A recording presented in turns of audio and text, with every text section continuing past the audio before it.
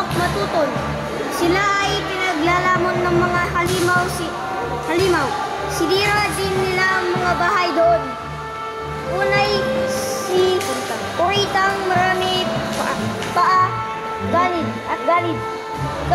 Kalawa si Tarambusaw na nakakatakot ang muka. Ikatlo si Pa, isang ibong malaki. At ang huli si Balbal, isang ibong may 7 ulo. Nang marinig ito ni Indirapat, siya ay nagdasal at inutusan niya ang kanyang kapatid na si Sulaiman. Huwag siya nagdasal, mag-stop pa muna.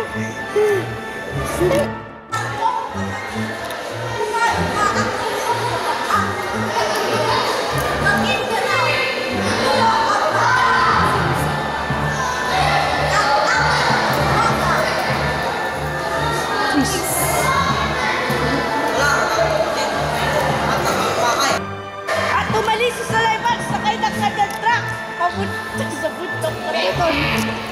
At pagdating niya doon ay nasulubong niya si